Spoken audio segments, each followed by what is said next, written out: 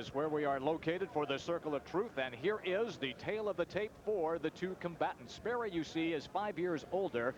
Both are at 6'2". The weight advantage goes to Dudko. And of course, Muay Thai and Brazilian Jiu-Jitsu is their discipline. And now, let's meet the combatants.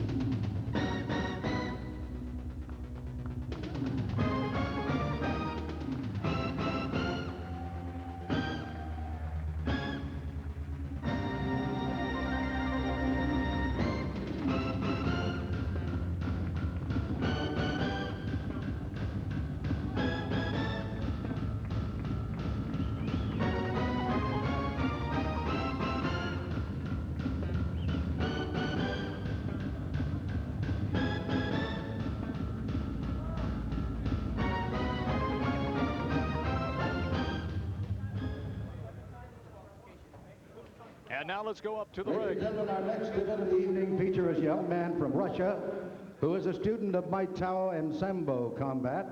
He stands 6 feet 2 inches tall. He weighs 235 pounds. His name is Andrey Dudko. And his opponent from the country of Brazil. He is a student of Brazilian Jiu-Jitsu. He stands 6 feet 2 inches tall. He weighs in at 210 pounds. Introducing Mario Sperry.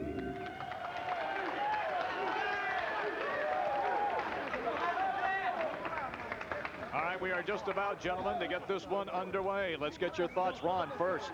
Well, Dudko is a Muay Thai striker and kicker. If he has a chance, he's going to be able to kick and punch. Dr. Allen? Well, I expect this to be a similar fight to the last one, with Sperry attempting to take him directly to the ground. Well, you nailed that one, because that's exactly what happened right there. And they are immediately locked up, struggling for position. Sperry is already in a dominant position. He's in a mounted position, similar to what Barreto had in the last fight. However, it appears now, right now, that Dudko has him pretty well locked up, so nothing is going to really happen. You're afraid right now to really make a serious move. Although what we're seeing, in addition, if we looked at Sperry's legs where they had him before, he had the hooks in. He was holding position. He shifted now to a side position, still very dominant, knee to the abdomen, and there come the strikes. Well, Mario is working his way up into the mount position where he will be in total control of Dudko. Dudko seems to be in deep trouble because Muay Thai fighters can't really fight on the ground. So Dudko obviously is going to struggle and try to get back to his feet. Dudko's going to try and get out of this position, which is his worst, certainly. Now, it's interesting, in Sperry's last fight, we saw him be in the mounted position a number of times with the opponent able to reverse from there. It'll be interesting to see what happens tonight. You see the time running down in the match.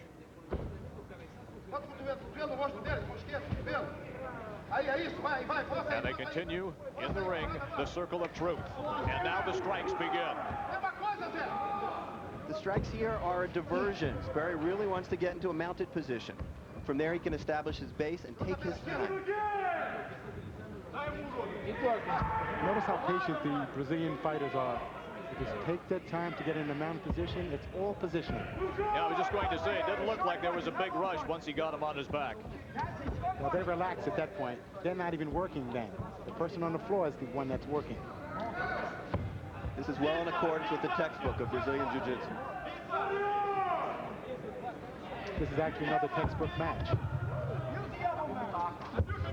And there are the strikes right there. Now again, Sperry did lose that position. He's reestablishing it. He's in a cross-side, but he's not as dominant as he was earlier.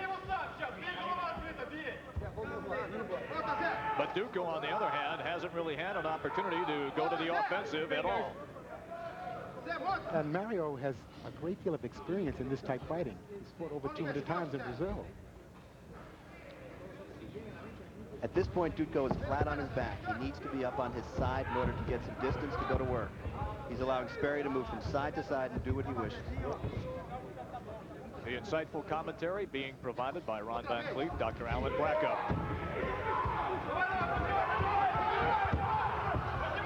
Struggling to try to get to his feet. Now he's trying to take his back as Sperry, unable to do so. But he is in the mounted position.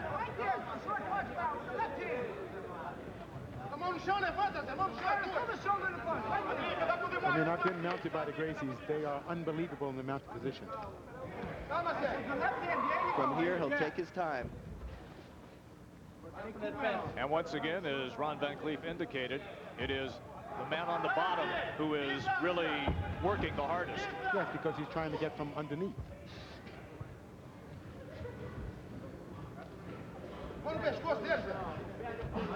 Sperry's looking at that left arm right now. Dudko, he's looking at a lot. He has it figured forward. What he's going to try and do here is place it's a shoulder lock. It was a diversion, back up. But he can place a lock from that position, and here he goes again. He'll try and slide that arm off and place a lock.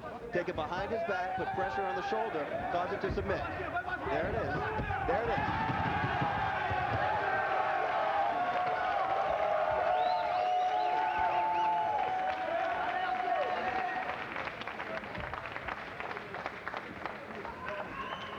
And of course, the congratulations in place right there as Mario Sperry is the winner.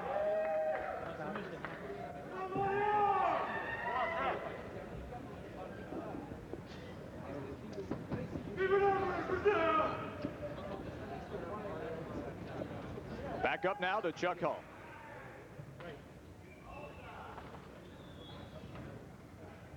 Ladies and gentlemen, due to his opponent tapping out, the winner of this contest from Brazil, Mario Sperry.